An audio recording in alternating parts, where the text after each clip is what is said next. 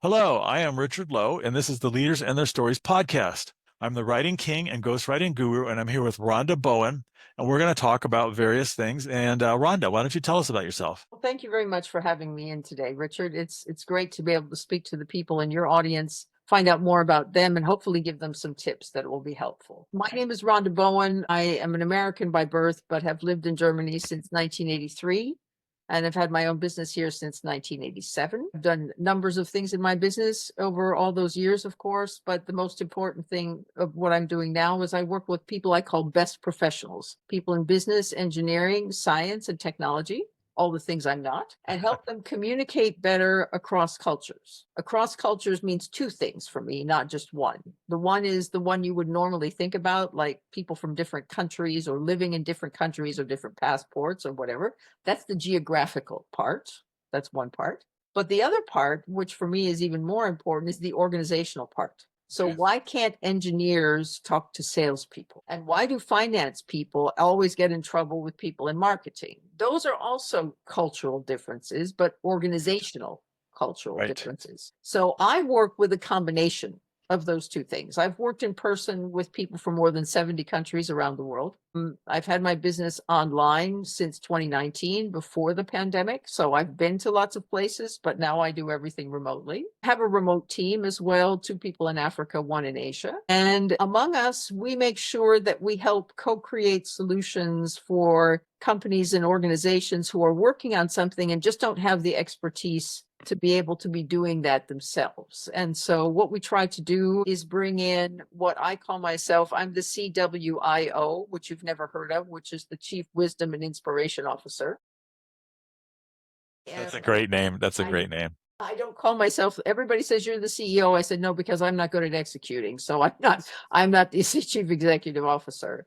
Then I Right. have a strategy officer, a CSO. Then I have an operations officer, a COO, and I have a technical officer, a CTO. Okay. So the four of us together help with organizations and companies that are working on something and realize that there's something missing. Either they don't have the expertise in-house, they don't know exactly what it is that they need. They would like to go on and do something bigger or better, but they're not quite sure how that works. And as a team, we come in and give them the opportunity to sit down and talk to us and say, okay, how could this work? And recently, just to give you an example, we worked with an organization called World Speech Day. And this organization sponsors speeches and speech giving in over 100 companies every year on the 15th of March. And those people who give speeches, the whole thing needs to be coordinated. And since the pandemic, a lot of this has moved online. Well, they didn't have all the capacity to do things for the websites, to do things for social media, to do things for what they needed to actually be getting out into the world. And so we assisted them with that. And we co-created the solutions that they needed to make sure that their message got out so that on March 15th, everybody could be involved with this. And as I said, people from over 100 companies, 100 countries gave speeches on that day to inspire the world. That's fascinating. That's an interesting background. Mhm. I do a similar thing with my ghostwriting, and that one of the first things I do is find out their audience. So usually who comes to me is, say, a CTO, and he speaks CTO speak, which is usually technical. It might be a VP, might be even a director. And what I do in the book is I translate their language into something that the business will understand. So they talk to me about blockchain and bits and bytes and how blockchain works and stuff like that. And I'm basically, I don't care. What I want to know is, what does it do for the business? Because that's what the leaders care about. I've even been in, when I was at Trader Joe's, I was there for 20 years, I was their director of computer operations, been in meetings where the CEO said, Richard, I'm sure that's all good. You need to leave now because you're not helping, because you're too technical. He didn't understand a word I was saying. And that taught me something about learning your audience and learning the culture. And definitely don't go to the CTO with your flip charts and things. He doesn't care. Well, and that's the reason people come to me personally, because I am none of those things. I am not terribly business, technically, scientifically, engineering minded. But when people come and say, but Rhonda, I have to give a talk, or I have to talk to the other people in the C suite and I'm the tech guy, but nobody understands, to pick up on what you're saying. I said, if you can explain it to me, and if you can answer all the questions that I ask you about this, you will be very well prepared then to go to talk to all those other non-techie people like me who are adult and intelligent enough to understand, but need to hear it from you in a way that makes sense to them, and not in a way that only makes sense to you and the rest of your technical team. So can you break that down? Why a leader, somebody who thinks they're a technical leader, like a CIO, CTO, CDO, why do they need to learn how to communicate like that? What's important about that? Why can't they just talk their own language? Well, I mean, they can, but it depends on who they're trying to reach. It depends on what outcome they're trying to get to. When they're talking to the rest of their team and everybody speaks tech speak, that's great, because that's what they all need to be saying, because it's their jargon, it's their way of looking at the world, it's their way of finding their outcomes. But as an example, I work with a lot of scientific people, and they normally do research and produce products, for the whole world. But one day they came to me and they said, Rhonda, the local community is having a town hall, not a corporate town hall, a real town hall, the way it used to be, way back. And they have asked us to come because they have questions about what we're doing in our company and how it is affecting the environment in the town. And all of a sudden, all of those scientific research people had to go and talk to John and Jane Doe on the street and explain what was going on in the company and how that was affecting what was happening in their neighborhood. There was nobody scientific in the room. But if the company didn't come across well in this, then there were going to be political repercussions from the government. Because Right. people would all go to the mayor or the city council or whoever it was and say, we have to get rid of this company. So Yep. there are many times in life that people who are in a very, very good way in their own technical or their own scientific or their own jargon, whatever that is, the minute they have to talk to people who don't understand that, then they really need to switch gears, and they really need to think about what do those people need and what is a way to explain it that they will understand. My doctor could certainly use that training, because my doctor is terrible at talking to human beings. Yes. She just comes in with her flip charts and she says blah blah blah blah blah blah blah. I like, you need to slow down, and she doesn't, and she's Yeah. blah, blah, blah, blah. She talks fast too, and I had to basically take my flip charts and put them in Chat GPT and say, what does this mean? Because she did, she gave, it's funny when you go in for an appointment to your doctor now for a physical, and it's 10 minutes long, and it's like very frustrating.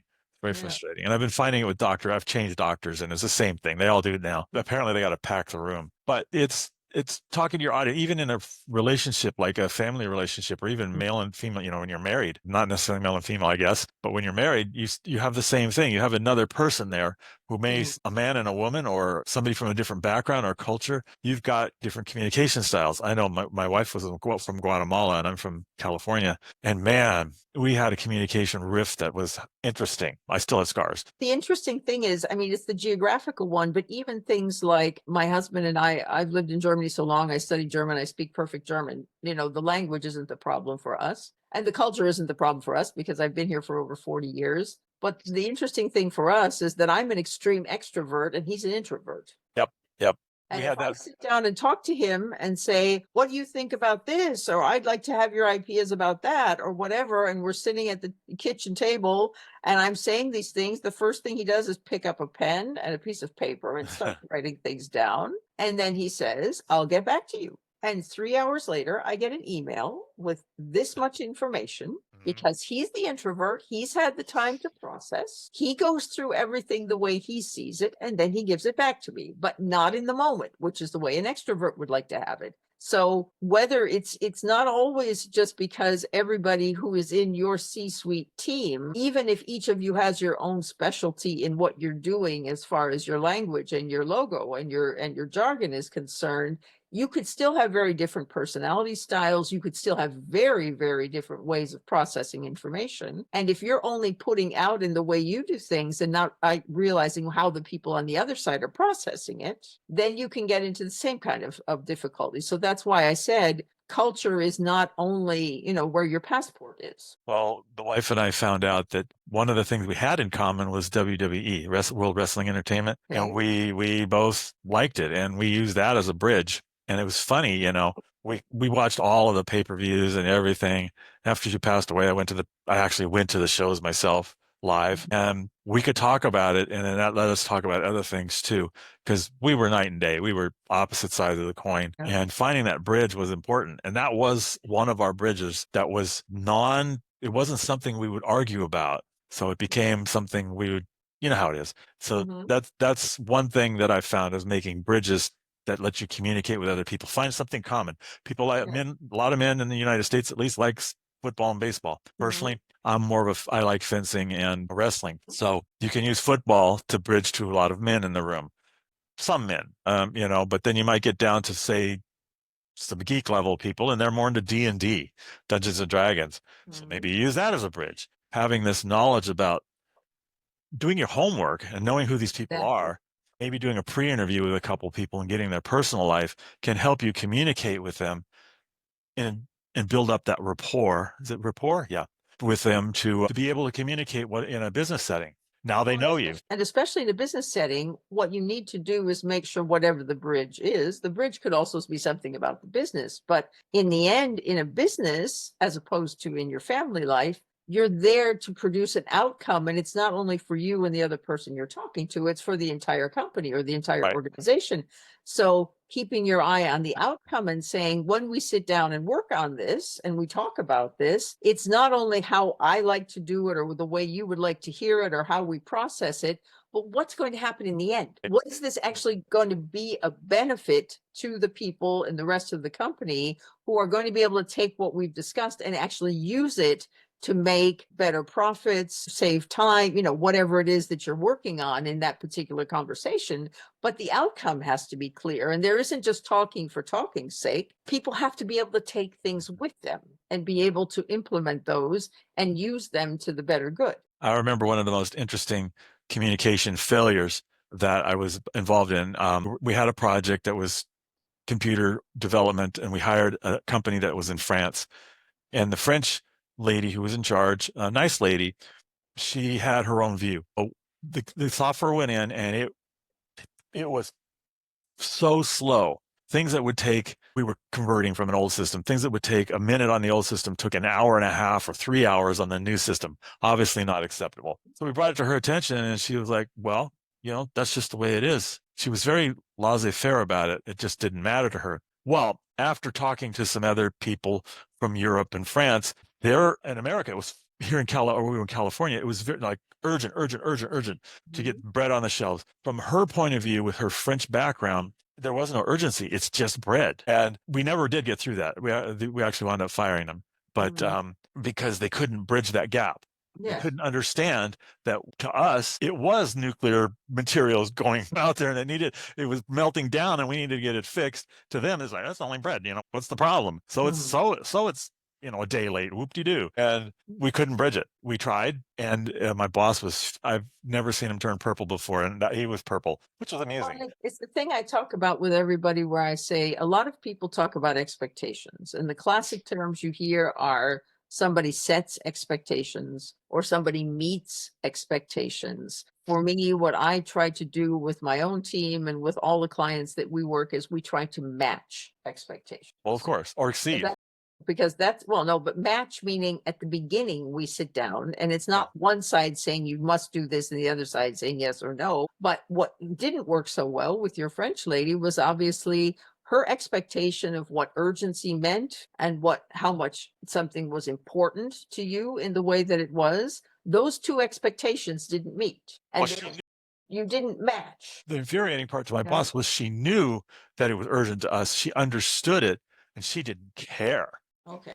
Because I don't know if it's cultural or just her. I didn't question her. I was, once she and my boss started arguing, I was like, okay, I'm out of this. Yeah. I'm not going to get between these two doing a cat fight or whatever it was. But she just didn't care.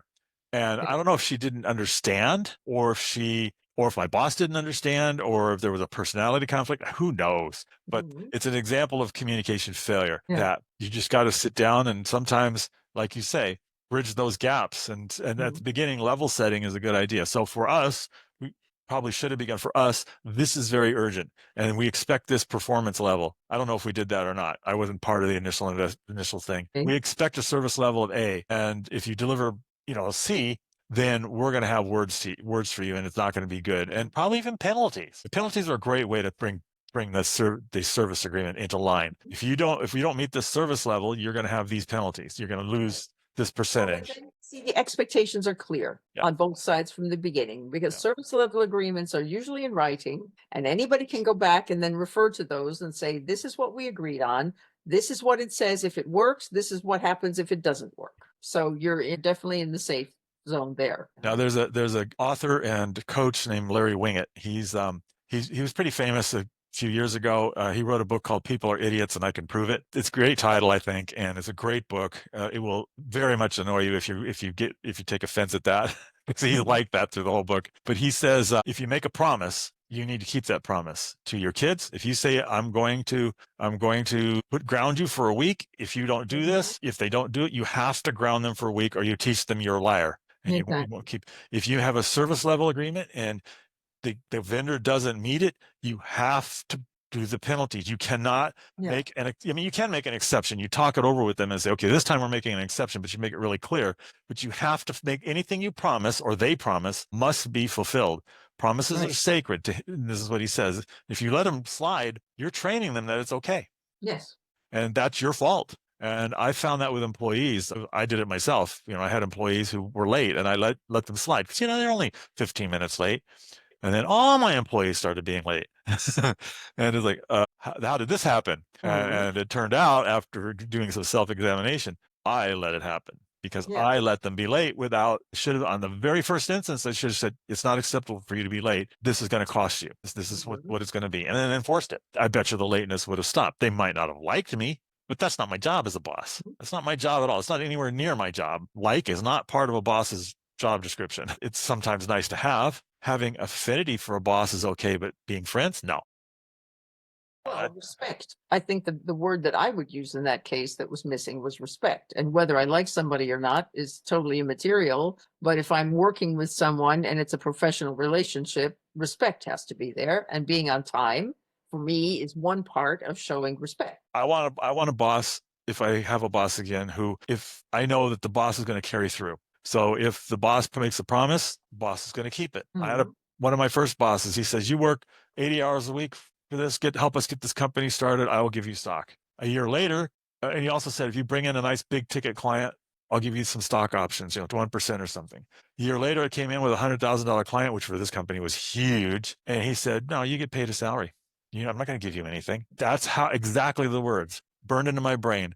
Do you think I did anything more for him after that was beyond 40 hours a week? I mean, my production went 40 hours. Thank you very much for letting me know. Promises are very important. And that's part of the communication that you're talking about. Level setting.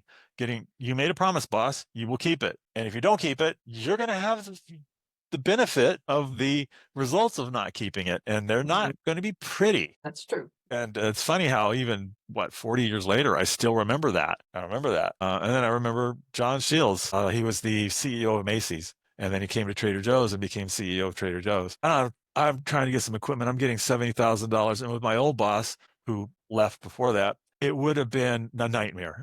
Would have had to do all the research, do all of the financial backing and everything else, and then walk into my office to get shot down a few times. I walked into John Shields' office. I'm all nervous because he's this big CEO, blah blah blah, and he says, "You're the tech guy. I'm the finance guy. You understand tech. I don't understand tech. I understand finance, and I'll bet you don't understand finance. So let's stay in our lane. Do you think this is what we need?" And I says, "Yes." "Have you done the research?" And I says, "Yes." "Good. How much do you need?" And I said, $75,000. And he said, "Approved." My boss before that would never have done that. It absolutely floored me. And it's that respect that you're talking about. It's like, this is your job. And then a few days later, I came in and said, "I need an employee." He says, "Well, tell me about it," and blah, blah, blah.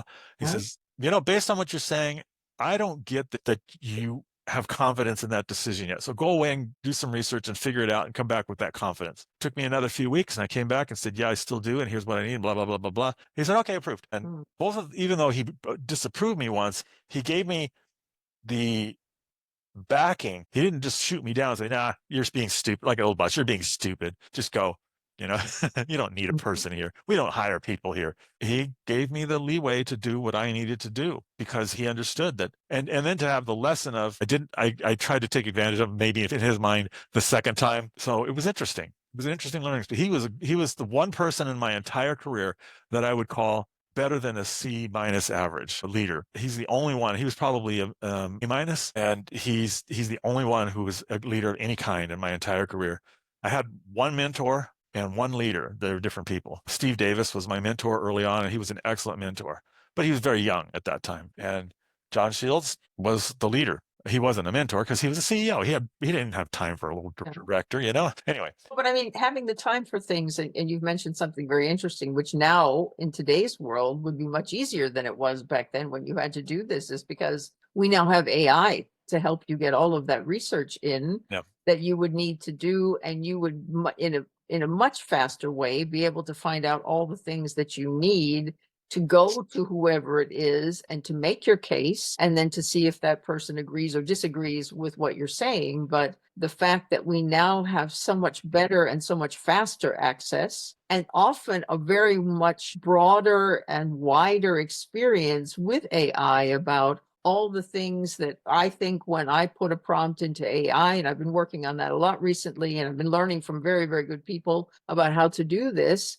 But the interesting thing is when you go in, and sometimes your AI, if you have a good relationship with it, also acts to a certain extent like a coach or a mentor, and gives you the answer to whatever you've put in the prompt, but at the end says, but you know, there's also this, or would you like to do something with that? Or this could be complementary to what you have just said, meaning it is giving you, it's helping you by giving you next steps. And many times those are things that I personally haven't even thought of. And Yep. embracing the wonderful things that are coming into our world now with AI, for me, is such a valuable addition to anybody who's a leader, because you don't have to do these things with a person. With an AI, you can ask it the same question 10 times and just say, I need a different answer, and it will keep doing that, which is very difficult to do with people most of the Oh, yeah. time. There are so many wonderful advantages as a leader of being able to not only work with your people, but also to work with your AI. I listened to an interview 2 days ago where a gentleman said, I have a social media team that has one person, one human person, and 6 AI agents. And we looked at a campaign that we had done. And I said to them, the 6 AI agents, show me all the data, show me the open rates, show me the click-throughs, show me, all the nice things that you would do with social media. And then once they did that, he said, so, and not what or do as telling, but coaching the AI and saying, this is the result we have at the moment. What the result we would like to get is this and this. What things could we do? How could we improve what we have? What measures, what new measures maybe do we have to include?